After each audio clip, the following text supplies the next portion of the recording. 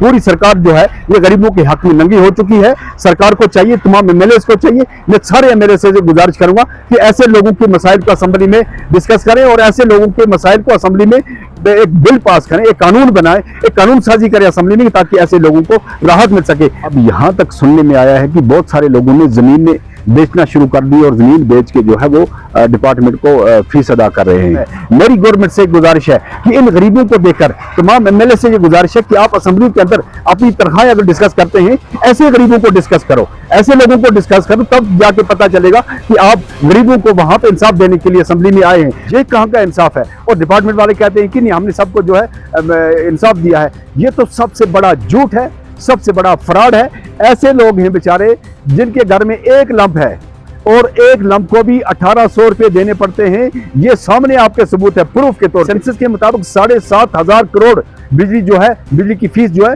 वो सरकारी इदारों पे बकाया है, लेकिन सरकार उसके लिए कुछ नहीं करती है। उसमें ब्यूरोक्रेट्स हैं, उसमें बड़े बड़े होटल मालिकान हैं, उनके पास लाखों रुपए की बिजली फीस का कर्जा है, सरकार उन पर कोई एक्शन नहीं लेती है। अगर सरकार और महकमा एक्शन लेता है तो किसी गरीब के पास अगर कोई चंद पैसे बकाया है तो उसकी बिजली काटी जाती है।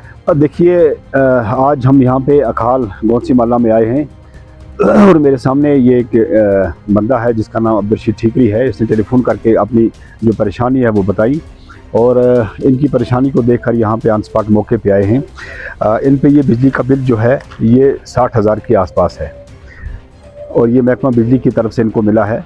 और महकमा बिजली वाले जो हैं आज अक्सर व बेशतर लोगों की बिजली काट रहे हैं, लोगों को अंधेरे में धकेल रहे हैं। लेकिन ये बंदा जो है आपके सामने, इसकी कंडीशन जो है आपने पूरी देखी।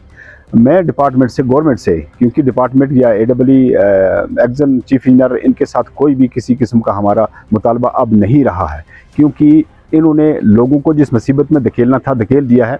अब यहाँ तक सुनने में आया है कि बहुत सारे लोगों ने ज़मीन बेचना शुरू कर दी और ज़मीन बेच के जो है वो डिपार्टमेंट को फीस अदा कर रहे हैं। अब लोगों का क्या हाल होगा इसमें आगे बताते रहेंगे इंशाल्लाह आपके साथ। लेकिन आज जो स्टोरी हम यहाँ पे हुकाम के सामने में रखने आ रहा हूँ, ये बंदा जो है बेचारा निहायती गरीब है। इसके घर में फैमिली की बहुत सारी प्रॉब्लम है और आसपास से इसकी सारी कंडीशन आपने देख ली। अब सरकार से मैं गुजारिश करता हूँ कि इस बंदे से फीस आप कैसे वसूल करोगे? ना इसके पास ज़मीन ज़रात है, ना इसके पास माल मवेशी है, ना इसके पास कुछ भी है कि ये जो 60,000 रुपये ये कहाँ से भरेगा? मैं इसी जंग को लड़ रहा हूँ। इसीलिए आप जानते हैं कि मैं किसी भी दूसरे मुद्दे पे बात नहीं करता हूँ। मैंने जब भी बात की है, मैंने गरीब आवाम की बात की है, मैंने मजबूर लोगों की बात की है। मैंने किसी भी सियासत पे बात नहीं की और ना ही मुझे बेजा सियासत करने का कोई शौक है। सिर्फ मेरा ये मकसद है कि गवर्नमेंट की तरफ से किसी गरीब को राहत मिल जाए। मैं उमर अब्दुल्ला साहब से ये गुजारिश करूँगा कि उमर साहब, आप कहते हैं कि आपको बिजली में किसी भी तरीके से राहत नहीं मिलेगी, आपको बिजली का फीस जो है अदा करना है। उमर साहब, आप आइए, इसके साथ क्या इंसाफ करेंगे आप? ऐसे हजारों लाखों लोग हैं, इनके साथ आप क्या करोगे? डिपार्टमेंट का कितना जुल्म इन पे हो रहा है, आप इनके साथ किस तरीके से बिजली फीस वसूल करोगे? अगर किसी गरीब पे 1 लाख रुपये बिजली फीस है, अगर ज़्यादा से ज़्यादा वो 15,000 रुपये अफोर्ड कर सकता है, तो उसके बाद 80,000 रुपये कहाँ से लाएगा? ये तो सरकार की तरफ से सरासर जुल्म है। मेरी गवर्नमेंट से एक गुजारिश है कि इन गरीबों को देखकर तमाम एमएलए से ये गुजारिश है कि आप असेंबली के अंदर अपनी तनख्वाहें अगर डिस्कस करते हैं, ऐसे गरीबों को डिस्कस करो, ऐसे लोगों को डिस्कस करो, तब जाके पता चलेगा कि आप गरीबों को वहां पे इंसाफ देने के लिए असेंबली में आए हैं। अदरवाइज पूरी सरकार जो है ये गरीबों के हक में नंगी हो चुकी है। सरकार को चाहिए, तमाम एमएलए को चाहिए, मैं सारे एमएलए से गुजारिश करूंगा कि ऐसे लोगों के मसाइल को असेंबली में डिस्कस करें और ऐसे लोगों के मसाइल को असेंबली में एक बिल पास करें, एक कानून बनाएं, एक कानून साजी करें असेंबली में, ताकि ऐसे लोगों को राहत मिल सके। अगर ऐसे लोगों को राहत नहीं सरकार दे सकती तो फिर सरकार को कुर्सी छोड़ देनी चाहिए। अगर सरकार कुर्सी भी नहीं छोड़ देती तो फिर इन लोगों का कुछ ना कुछ चाराजोई करे। इन लोगों के लिए सरकार का क्या आदेश है, एमएलए जो है वो क्या करते हैं? आज हमें डिपार्टमेंट के साथ कोई भी गिला शिकवा नहीं है। डिपार्टमेंट की तलवार जो है वो गरीब को काट रही है, लोग अपनी जमीनें बेच रहे हैं।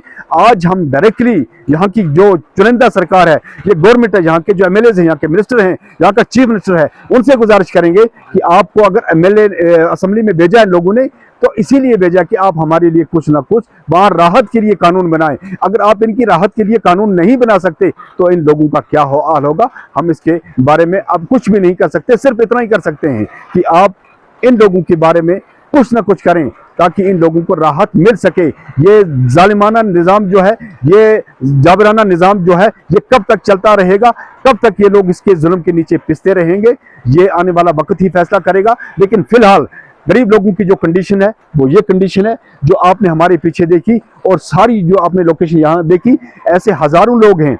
इसको मालूम था कि दर्द दिल रखते हुए इसने फ़ोन किया, और हमारी मजबूरी थी, वैली ऑनलाइन की ये मजबूरी थी कि हम गरीब की आवाज़ उठाएं, और मेरी ये मजबूरी थी कि मैं गरीब की आवाज़ बनूं। इसीलिए हम यहाँ पहुंचे। हमें सियासत करने का कोई भी शौक नहीं है। इन लोगों के साथ क्या सियासत करेंगे? अगर ये 10 वोट दे सकते हैं तो 10 वोट से मैं एमएलए नहीं बन सकता, लेकिन ऐसे लाखों लोग हैं, उनकी आवाज़ बनना चाहता हूँ, उनकी आवाज़ बना हूँ। और ये लड़ाई जो है इंशाअल्लाह रहमान, ये लड़ाई जो है इंसाफ और हक और इंसाफ की लड़ाई चलती रहेगी। ये लड़ाई में लड़ता रहूंगा। ये गरीब की आवाज़ जो है, ये अल्लाह ताला ने मुझे इसलिए चुना है, अल्लाह ने चुना है। मैं ये लड़ाई जो लड़ता रहूंगा। इसमें मुझे कोई सियासत करने की शौक नहीं है। सिर्फ ये शौक है कि इन गरीबों की बात कहीं ना कहीं सुनी जाए। अगर मेरी बात से किसी को तकलीफ हो तो वो खुद इनकी बात करें, मुझे उसमें कोई गिला शिकवा नहीं है। अगर वैली ऑनलाइन की बात से किसी को दुख हो, वो खुद इनकी बात करें, इन गरीबों की बात करें। और वैली ऑनलाइन को भी इसमें कोई भी किसी किस्म का गिला शिकवा नहीं होगा। जो भी गरीब की बात करेगा, मजबूर की बात करेगा, वो हमारे लिए मोतबर होगा, काबिल ताज़ीम होगा।